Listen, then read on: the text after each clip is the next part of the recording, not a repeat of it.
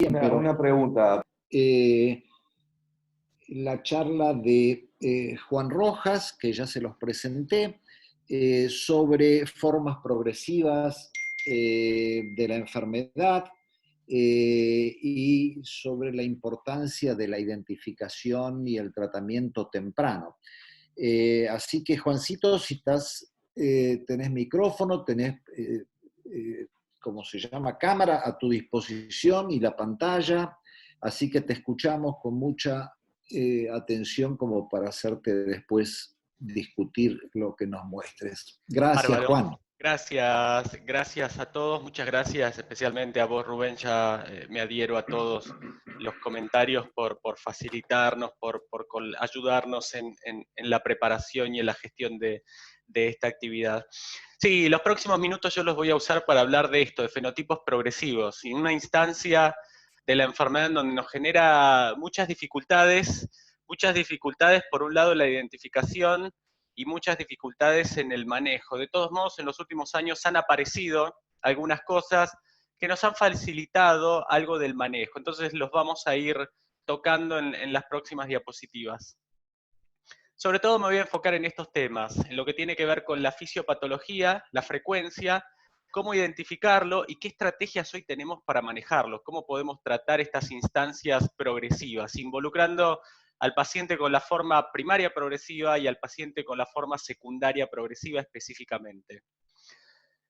Esta es una clásica diapositiva, debe ser la diapositiva más utilizada en el mundo en esclerosis múltiple, que muestra un poco la historia de la enfermedad, una etapa, una instancia preclínica en donde se va generando la enfermedad, pero no se manifiesta, no se traduce clínicamente, una instancia ya clínica en donde a través de las recaídas o eventualmente a través de los síntomas que van progresando en las formas progresivas, empieza a ser evidente la enfermedad. La forma más común, el fenotipo recaída-remisión, y en la medida de que no se controla este fenotipo, progresa, entramos a la forma secundaria progresiva. Esa forma secundaria progresiva puede tener actividad, después vamos a hablar a qué llamamos actividad, o en los pacientes que progresan desde el comienzo tienen una forma primaria progresiva, donde hasta hace un tiempo decíamos que no tenían la fase de recaídas, hoy entendemos que sí pueden tener recaídas, pero vemos una progresión desde el comienzo de la enfermedad. Inmunopatológicamente, hoy entendemos que es la misma enfermedad. El paciente con un fenotipo secundario progresivo, primaria progresiva, o el fenotipo recaída remisión, es lo mismo desde la inmunopatología, pero sí tienen instancias o estadios distintos.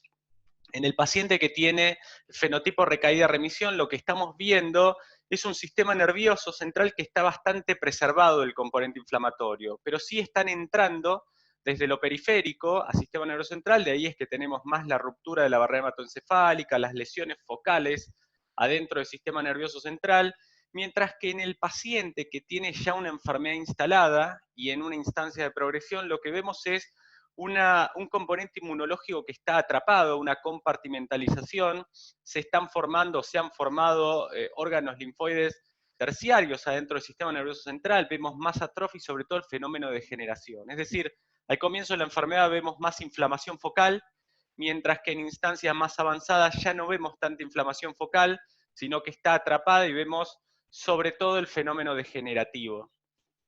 Hoy tenemos más en claro de que la inflamación está muy asociada al fenómeno degenerativo. Está asociado porque la inflamación focal produce un daño del componente axonal, ese daño del componente axonal lleva a la acumulación de discapacidad y a incrementar el fenómeno degenerativo, pero también hay un fenómeno que es independiente de la inflamación en la progresión, que es el fenómeno de progresión por degeneración anterógrado y retrógrado. Es decir, se produjo una inflamación, se dañó el axón, se empezó a reparar el axón, pero la reparación probablemente sea deficitaria y ese axón dañado lleva a que se degenere anterógradamente, es decir, para adelante, se pierda ese axón y se pierde el axón y todo el cuerpo hacia atrás, es decir, un fenómeno de generación anterógrado y retrógrado. Ese es el proceso que da origen a que no veamos inflamación focal en el consultorio, el paciente dejó de tener recaídas y dejó de tener lesiones en la resonancia focalmente, pero vemos que va acumulando discapacidad, porque el fenómeno degenerativo empezó a caminar de una forma más independiente a la inflamación focal. Hoy entendemos que ese fenómeno de compartimentalización del cual hablábamos hace un tiempo es un poco más fácil de identificar, la formación de estos folículos linfoideos a nivel de las meninges del paciente y que generan un daño directo a través del fenómeno inflamatorio, pero también a través del fenómeno no inflamatorio, del fenómeno degenerativo.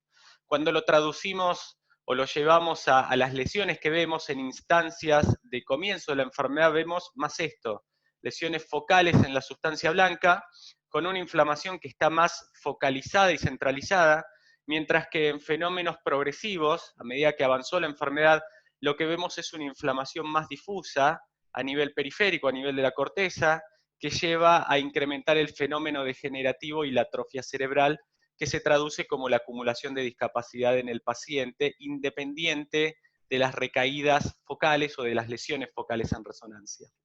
Y hoy entendemos que la inflamación es un componente importante de esta instancia de progresión, pero también hay otros aspectos que son los que tienen un rol importante, que tienen que ver con la activación microglial.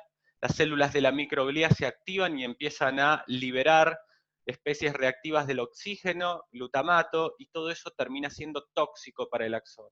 Así como la función energética de la neurona empieza a debilitarse, y esa disfunción energética es gran responsable, junto con esta liberación de sustancias tóxicas, de que el componente axonal empiece a degenerarse y progrese la degeneración acumulando discapacidad independiente de la inflamación. La inflamación es muy importante, de ahí el tenerla en cuenta y el controlarla al comienzo de la enfermedad, y el por eso de que si no controlamos el componente inflamatorio al comienzo, en un punto vamos a ver que se disocia y el paciente empieza a acumular más y más discapacidad independiente de la inflamación. Hemos perdido esa ventana si no la controlamos al comienzo, porque una vez que se instaló el fenómeno degenerativo, más independiente de la inflamación, ya no tenemos muchas estrategias de control desde el lado farmacológico. Sin dudas la estrategia de rehabilitación es esencial y fundamental para eso, pero desde el lado de medicamentos perdimos prácticamente las ventanas. ¿Cuán frecuentes son estas formas progresivas? No tenemos tantos datos y muchas veces entramos en la discusión de que la frecuencia depende de cuán viejas sean las cortes de donde se toman los datos. Quizás estos son algunos datos que nos permiten hacer estimaciones a través de MESBase, el gran registro mundial, que hoy tiene más de 70.000 pacientes en seguimiento. Ellos estiman, a través del análisis de su corte, que hay un casi 10% de los pacientes que tienen formas secundarias progresivas y un 5% de los pacientes con formas primarias progresivas. En Argentina, a través del Registro Argentino de Esclerosis Múltiple, este es el último corte que hicimos a fines del año pasado, estimamos que había en casi 2.000 pacientes un 7% de formas secundarias progresivas, unos 120, 130 pacientes, hoy estimamos mantener, debe estar en el orden del 8 al 10%, en casi 3.500 pacientes que forman parte del registro. ¿Cómo se lo diagnostica el fenotipo progresivo? Es decir, ¿cómo le decimos a un paciente, usted tiene una forma primaria progresiva o tiene una forma secundaria progresiva? Para la forma primaria progresiva es un poco más fácil. Los criterios diagnósticos que se establecieron para múltiple lo contemplan. Y hoy utilizamos esto. Esta es la última revisión al 2017 de los criterios diagnósticos para formas primarias progresivas. Si el paciente tiene una instalación de síntomas que va progresando en el tiempo, al menos un año de progresión, y vamos a evaluar su sistema nervioso central y encontramos el criterio del espacio que se cumple teniendo lesiones periventriculares, yuxtacorticales, infratentoriales, al menos 2 de esos 3 territorios afectados. Lesiones infratentoriales también. Con lesiones medulares, al menos 2 lesiones en la médula, o la presencia de bandas oligoclonales en el líquido. 2 de estos 3 criterios, las lesiones a nivel cerebral, las lesiones a nivel medular y la presencia de bandas, con que se cumplan 2 de estos 3 criterios, más el fenómeno del tiempo, la acumulación de discapacidad o un síntoma que se instale y que progresa en el tiempo por al menos un año y excluimos otra causa, estamos en presencia de una primaria progresiva. El típico paciente es el paciente entre unos 40, 50 años que empieza con un trastorno de la marcha, progresivo, que nos viene a ver después de año, año y medio, porque ha consultado a traumatólogo o a su clínico, que va dificultándose cada vez más la marcha, y que cuando lo revisamos encontramos el déficit neurológico, vamos a la resonancia y le vemos lesiones en la médula, lesiones a nivel cerebral y excluimos otras causas. En algunos pacientes los punzamos, identificamos las bandas y completamos todo eso. Eso es el típico evento clínico, la clínica de una forma primaria progresiva. Y de esta forma establecemos el diagnóstico. Los criterios diagnósticos son bien objetivos, se cumplen y se hace el diagnóstico. En Latinoamérica y en el mundo se ha establecido que el paciente con primarias progresivas, más allá de la aplicación de estos criterios diagnósticos, tiene que tener un seguimiento, sobre todo el seguimiento para ver si tiene o no tiene actividad, es decir, si está acumulando nuevas lesiones en la resonancia, si está teniendo o no recaídas, si están manejándose los síntomas, la fatiga, la depresión, la ansiedad, el dolor, de forma apropiada, y no perder y liberar al paciente a la evolución. Esto era no muy común, pero sí era bastante frecuente, sobre todo al no tener tratamientos específicos, el paciente no tenía un seguimiento tan apropiado como si lo veíamos en el fenotipo recaída-remisión. Y hoy tenemos que el cuidado del paciente con primaria progresiva tiene que ser el mismo que le damos al paciente con el fenotipo recaída-remisión. Cuando intentamos llevar esto a la forma secundaria progresiva, caemos en un problema, porque no hay criterios diagnósticos. Los criterios diagnósticos no se expiden en relación a la forma secundaria progresiva. La aproximación más desarrollada que se ha establecido para establecer los criterios diagnósticos de formas secundarias progresivas provienen de MS-Base. MS-Base, de vuelta, a través del análisis de toda su mega base de datos con la cantidad de pacientes que habían entrado a formas secundarias progresivas, intentó establecer las posibles definiciones. La definición que más se ajustaba desde la sensibilidad y especificidad para decirle a un paciente, usted tiene una forma secundaria progresiva. Dentro de ese análisis, estos son los criterios que propuso MS-Base y que hoy están bajo revisión y evaluación para ver si pueden ser las que se llegue a consenso y que en el mundo se utilicen para decirle a un paciente, si encontramos esto en un paciente que comienza con un fenotipo de recaída-remisión, tiene una forma secundaria progresiva. Específicamente, lo que tenemos que ver es el paciente que tiene una forma recaída-remisión que empieza a progresar la discapacidad, incrementa el EDSS, al menos un punto de incremento en el EDSS. En ausencia de recaídas, en al menos en el último mes, 2 meses, el paciente no tiene que tener recaídas como la explicación a este incremento del EDSS.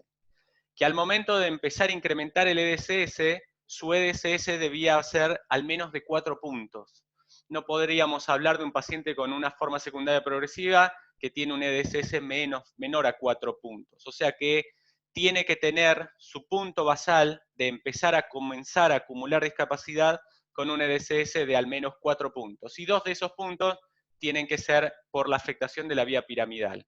Y que esa progresión, ese incremento del EDSS, tenga que ver o tenga un tiempo por al menos 3 meses. En algunos casos hablamos de 6, hoy empezamos a llevar el tiempo, a hacerlo un poco más corto para poder identificar más rápido el paciente con un fenotipo recaída-remisión que entra en una forma secundaria progresiva. Quizás de una forma práctica, la definición la aplicamos al paciente con recaída-remisión que venimos viendo en el consultorio, que empieza a incrementar la discapacidad y que ese incremento de la discapacidad no se debe a una recaída en el último tiempo. Y si ese incremento de la discapacidad se sostiene en el tiempo, en al menos 3 o 6 meses, empezar a pensar y poder decirle a un paciente que tiene una forma secundaria progresiva. La importancia de consensuar o homogenizar términos. Hablamos de actividad cuando el paciente tiene recaídas o lesiones focales en la resonancia. Y progresión cuando vemos un incremento del EDSS. En las formas secundarias progresivas y primarias progresivas es muy importante el seguimiento desde la clínica, desde la resonancia, para ir viendo si el paciente tiene esto, tiene actividad. Es decir, tiene recaídas o tiene una progresión del EDSS que debamos manejar de otra forma. El punto central en esto pasa no por esto.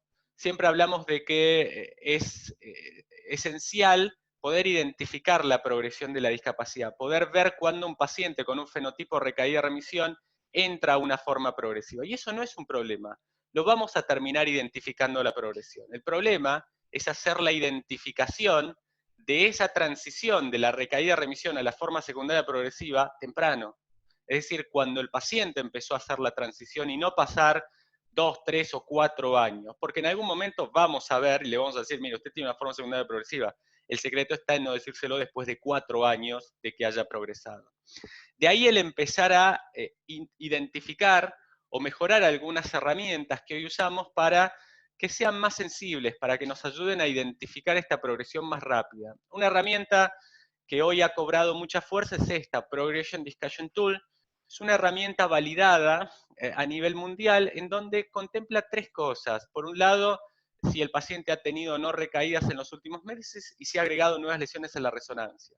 Por otro lado, si el paciente empezó a incrementar la discapacidad, empezó a tener más dificultades en los aspectos esenciales del EDCS, en lo que es la marcha, el aspecto motor, la sensibilidad, los esfínteres. Y finalmente, si ese incremento en las dificultades están impactando en el día a día del paciente, en hacer sus actividades. Esa herramienta lo que uno va haciendo es incorporando esos datos. Si el paciente tuvo o no tuvo recaídas en el último semestre, si tuvo o no tuvo nuevas lesiones en la resonancia. Si el paciente ha modificado estos aspectos funcionales desde lo visual, desde lo motor, la deambulación, si empeoró o no empeoró, si está estable o mejoró.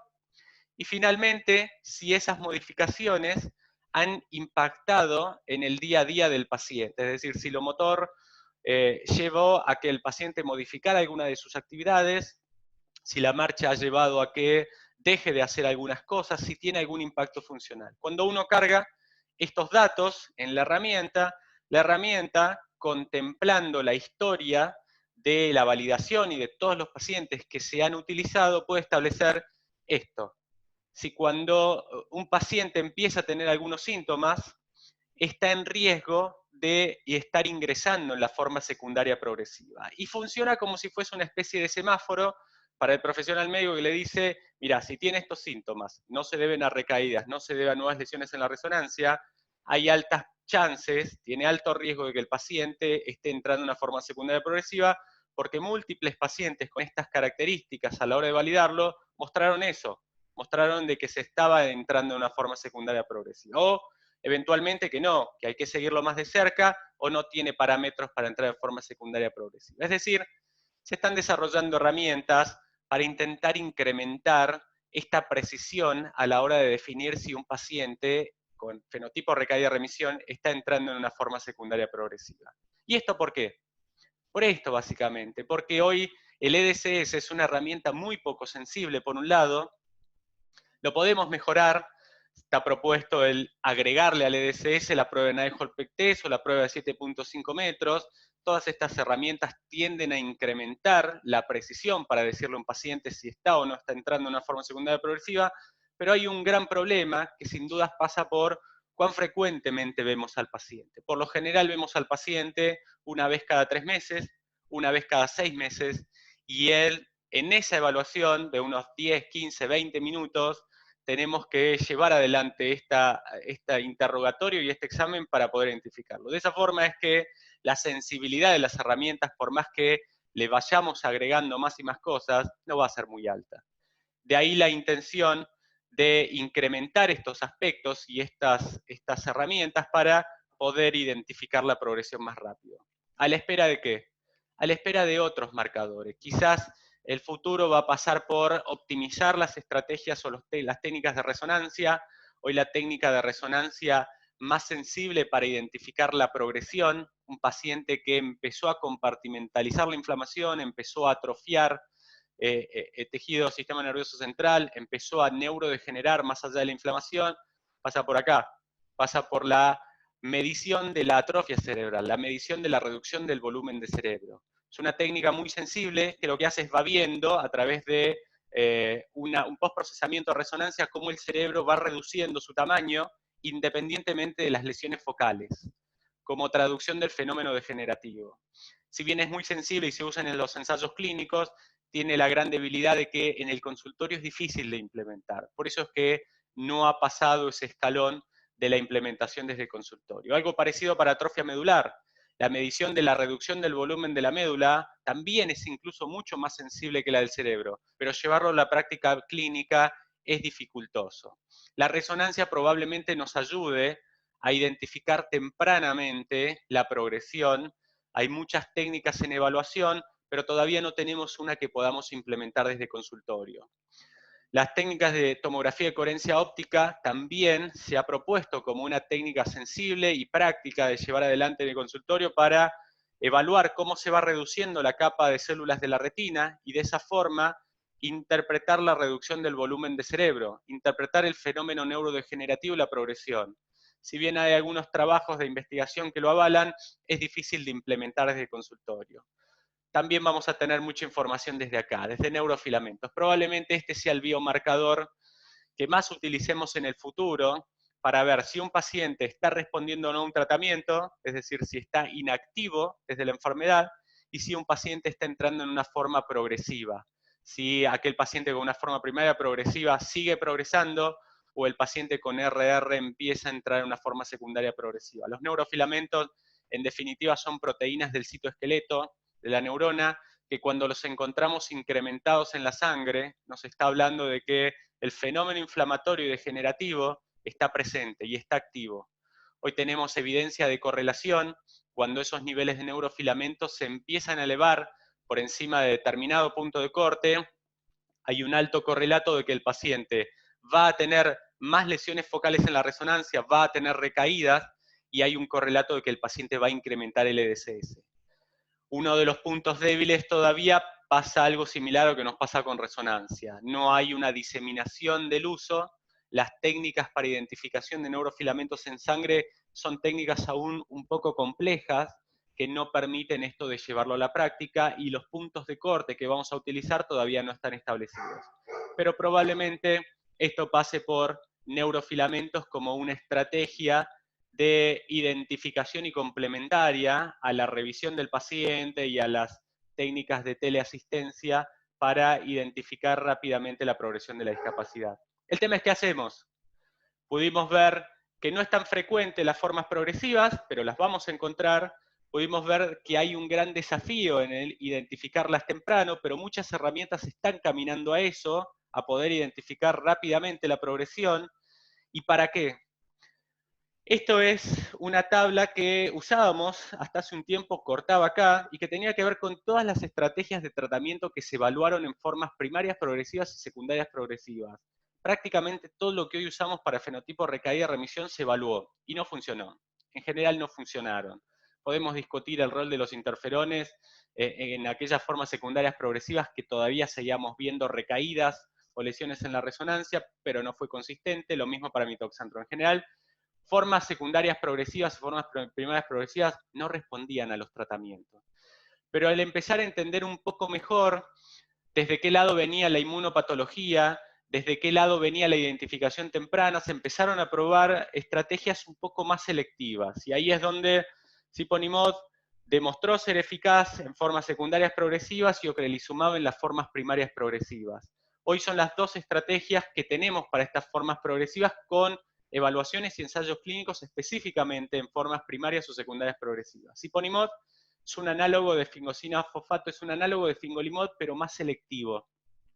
Se probó en pacientes con formas secundarias progresivas. En esos pacientes una rama lo recibió y otra rama de pacientes no recibió Siponimod, y el outcome de evaluación fue ver si se detenía la progresión de la discapacidad en los pacientes. Siponimod demostró que la rama de pacientes que recibieron el tratamiento, la probabilidad de progresar la discapacidad era significativamente menor con respecto al grupo de pacientes que no lo recibió, y esta progresión de la discapacidad fue sostenida a 3 o 6 meses. O sea que tuvo un outcome positivo, y en base a eso es que se aprobó en Estados Unidos, tiene la aprobación de Europa, en Argentina está en vías de aprobación. Probablemente sea una estrategia de tratamiento para el paciente con formas secundarias progresivas. Tuvo resultados importantes respecto a los outcomes de resonancia. El grupo de pacientes que recibieron Siponimod tuvieron menos lesiones que el grupo de pacientes que no lo recibió, y la reducción del volumen de cerebro, la tasa de atrofia, también fue bastante menor en la rama Siponimod con respecto a la rama placebo. Y eso es independientemente de la instancia de la enfermedad. Es decir, si el paciente con secundaria progresiva tiene o no tiene recaídas, tiene o no tiene lesiones en la resonancia, funciona en general en el paciente con una forma secundaria progresiva.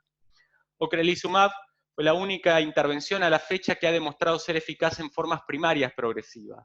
El ensayo oratorio lo que hizo fue evaluar la eficacia de ocrelizumab respecto al placebo en reducir el riesgo de progresar la discapacidad a 3 y a 6 meses. Se observaron diferencias significativas en la disminución de la progresión de la discapacidad y de ahí la aprobación. Esos resultados no solamente se vieron en resonancia, sino también en clínica, sino también en los outcomes de resonancia. La rama de pacientes que recibieron ocrelizumab tuvo una significativa menor aparición de nuevas lesiones en resonancia con respecto a la rama placebo, y el volumen de cerebro se preservó mucho más en la rama de ocrelizumab con respecto a la rama placebo. De ahí es que lo usemos, lo contemplamos, lo evaluamos y lo utilizamos. Cuando al outcome de resonancia y clínico se le agrega el outcome de recaídas, es todavía mayor la eficacia de ocrelizumab. Es decir, que la probabilidad de que el paciente con una forma primaria progresiva deje de tener actividad, si a eso se le agrega que no tenga recaídas y no tenga lesiones en la resonancia, es todavía mayor que si no se le da nada. De ahí es que en el consultorio lo que hacemos es intentar individualizar la forma primaria progresiva, y si a la primaria progresiva tienen la historia de recaídas o tiene lesiones en la resonancia en el último tiempo, la probabilidad de que responda a ocrelizumab va a ser todavía mayor, y son los pacientes que sin duda más pensamos y utilizamos ocrelizumab porque son los que más se van a beneficiar. Con respecto a biotina, biotina se evaluó como un efecto, una intervención neuroprotectora en formas progresivas. Hay 2 ensayos clínicos, estos son los resultados de uno en pacientes con primaria progresiva y secundaria progresiva, buscando el rol neuroprotector desde el lado de mejorar el metabolismo energético de las neuronas y de inducir al oligodendrocito a que se diferencie y empiece a remielinizar. En ese ensayo clínico lo que se vio es que el grupo de pacientes que recibieron biotina mejoraron su EDSS significativamente con respecto a la rama placebo. Esto a 12 meses, y en la extensión a 24 meses, la mejoría del EDSS se mantuvo y se sostuvo con respecto a la rama placebo. El segundo ensayo clínico mostró algunos resultados positivos con biotina. Todavía hay el requisito de más evidencia para poder implementarlo desde la práctica clínica. Probablemente en la medida de que se tengan datos consistentes podamos evaluar el uso de biotina, no desde el lado del control inmunológico, sino desde el lado neuroprotector per se. Hoy no tenemos estrategias neuroprotectoras, y lo que hemos evaluado y que hoy está aprobado para su uso, como siponimod o como ocrelizumab, sabemos que claramente tienen un rol antiinflamatorio. Ponemos en duda el rol neuroprotector, pero biotina tendría este rol neuroprotector.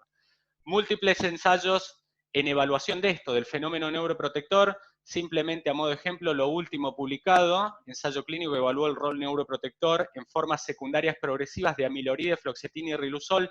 Ninguna de estas intervenciones demostró ser eficaz. Por eso es que no se ha progresado o avanzado en más ensayos clínicos en este tipo de intervenciones, pero el mensaje de esta diapositiva pasa porque hoy gran parte de la investigación en esclerosis múltiple está destinada hacia esta parte, este aspecto, al encontrar estrategias farmacológicas que ayuden a neuroproteger y complementen al control del fenómeno inflamatorio que hoy más o menos a través de las distintas estrategias lo podríamos llegar a controlar. Un punto de debate que se genera es hasta cuándo vamos a sostener los tratamientos en formas secundarias progresivas o primarias progresivas.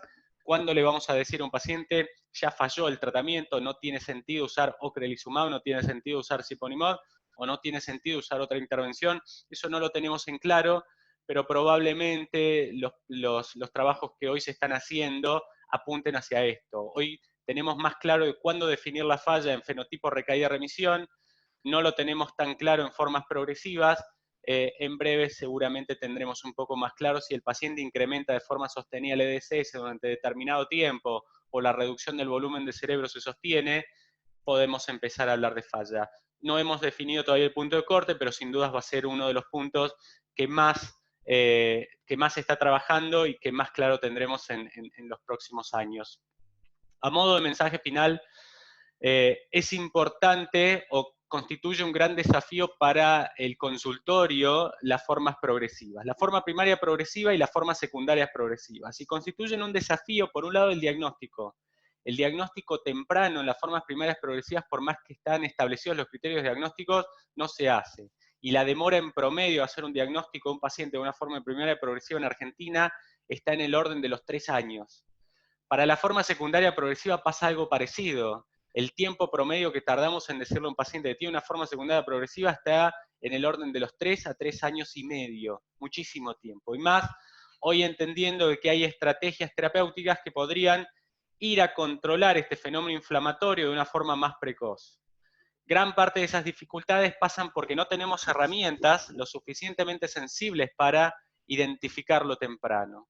Y por otro lado, una vez identificado, hoy contamos con un poco más de herramientas desde los tratamientos específicos, pero terminan siendo estrategias o herramientas insuficientes, entendiendo de que el mejor abordaje para el tratamiento de las formas progresivas es hoy y va a seguir siendo probablemente la rehabilitación del paciente, el estar rehabilitando y trabajando en el aspecto funcional y en el día a día para optimizar, incrementar la plasticidad, incrementar las conexiones, las nuevas conexiones y el fenómeno de plasticidad en el paciente. Sin duda es que si podemos controlar el fenómeno inflamatorio y neuroprotegerlo va a contribuir, pero el manejo de las formas progresivas, más allá de que insistimos en la identificación temprana, en el tratamiento desde el control inmunológico, es y va a seguir siendo la rehabilitación. Gracias. Bueno, muchas gracias, Juan, muy interesante. Yo tengo algunas reflexiones que hacer, pero me gustaría, o preguntas, pero